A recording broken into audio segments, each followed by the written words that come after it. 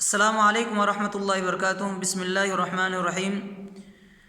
معزز ناظرین، طارق الاسلام بھائی نے سوال کیا کہ اسلام میں سب سے پہلے اذان کس نے دی؟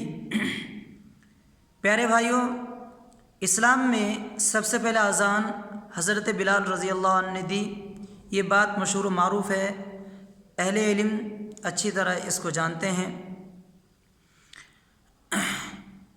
اذان کی مشروعیت مدینہ منورہ میں ہجرت کر کے جب صحابہ کرام آئے، اللہ کے رسول آئے، کچھ دنوں کے بعد اذان کی مشروعیت مدینہ منورہ میں ہوئی، اور اس کی دلیل یہ ہے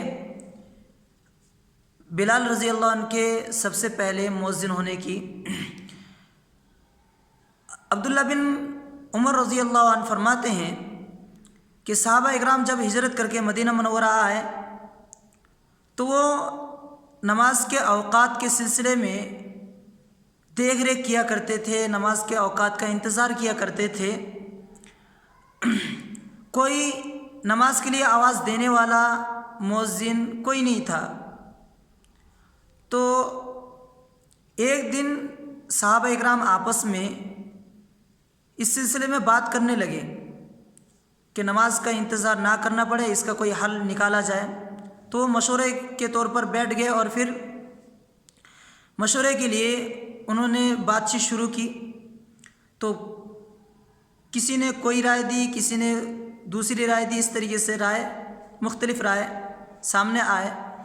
اس میں حضرت عمر رضی اللہ عنہ نے جو رائے دی، اس رائے کو مانتے ہوئے اس پر عمل کرنے کی اللہ کے نبی نے اجازت دی۔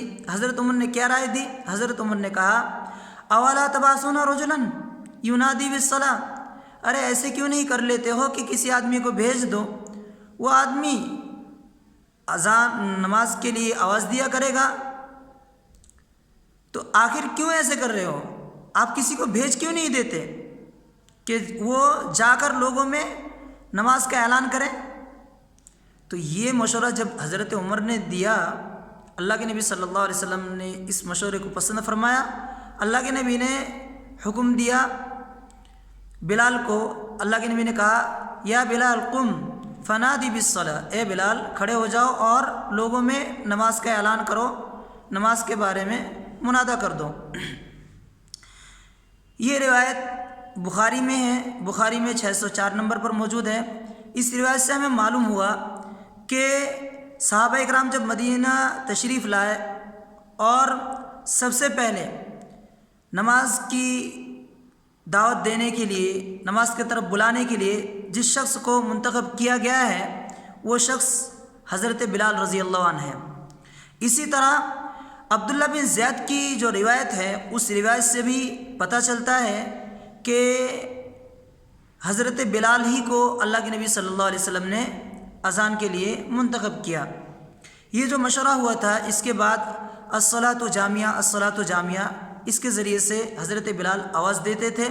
پھر مشورے کے بعد جب عبداللہ بن زید رات کو سوئے، انہوں نے خواب میں دیکھا کہ ایک آدمی ان کو اذان کے کلمات سکھا رہے ہیں۔ اللہ کے نبی کے پاس صبح ہوتے ہی یہ پہنچے اور اللہ کے نبی کو آ کے بتلایا۔ تو خواب کے بارے میں جیسے اللہ کے نبی کو بتلایا، اللہ کے نبی صلی اللہ علیہ وسلم نے اسی وقت فجر کی اذان ان سے کہا کہ بلال کو بلاؤ اور بلال سے اذان دلواؤ۔ جو جو کلمات فرشتے نے تمہارے سامنے ادا کیا، انہی کلمات کو بلال کے سامنے تم پیش کرو، بلال کو بتلاؤ۔ بلال وہی کلمات کے ذریعے سے لوگوں کو اذان کے ذریعے سے بلائے گا، اذان دے کر لوگوں کو بلائے گا، انہی کے ذریعے سے اذان کہے گا۔ اس لیے کہ بلال آواز کے اعتبار سے تم سے زیادہ اونچی آواز والے ہیں، ان کی آواز زیادہ دور تک پہنچتی ہے، زیادہ دور تک پہنچا پاتے ہیں۔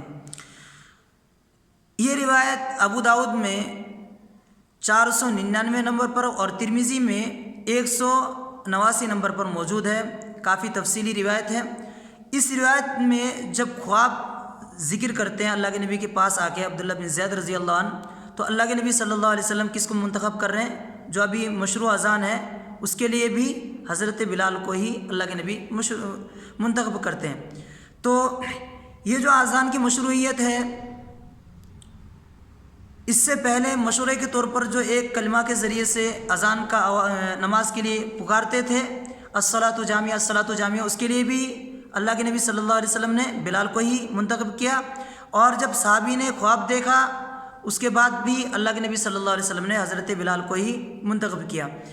اس میں ہمیں کئی باتیں دونوں حدیث کے ذریعے سے سمجھ میں آتی ہیں۔ ایک تو یہ کہ آپسی جو معاملات ہوتے ہیں، ان معاملات میں مشورے میں خیر ہے، مشورے کے ذریعے سے نمٹایا جائے تو بہتر ہے۔ اسی طریقے سے مؤذن کو جو منتخب کیا جائے گا، اللہ کے نبی صلی اللہ علیہ وسلم نے جو علت بتائی ہے وہ کیا کہا؟ فَإِنَّهُ أَنْدَى صَوْتًا مِنْكَ، اس لیے کہ ان کی آواز تمہارے مقابلے میں کافی اونچی ہے، ان کی آواز بہت دور تک پہنچتی ہے، بعض روایتوں میں امدو کا لفظ ہے۔ تو پتہ چلا کہ مؤذن کو بلند آواز والا مؤذن کو منتخب کیا جائے، جس کی آواز اچھی ہو اور جو ادائیگی کا کافی لحاظ رکھتا ہو، ادائیگی میں ماہر ہو، ایسے شخص کو منتخب کیا جائے۔ اللہ تعالیٰ سے دعا ہے کہ اللہ تعالیٰ ہمیں قرآن و سنت کے مطابق عمل کرنے کی توفیق عطا فرمائے، اور ہمیں بھی صحابہ اکرام کی طرح آپسی اتفاق اور اتحاد مشوروں کے ذریعے سے اپنے تمام امور کو حل کرنے کی توفیق عطا فرمائے۔ والسلام علیکم ورحمۃ اللہ وبرکاتہ۔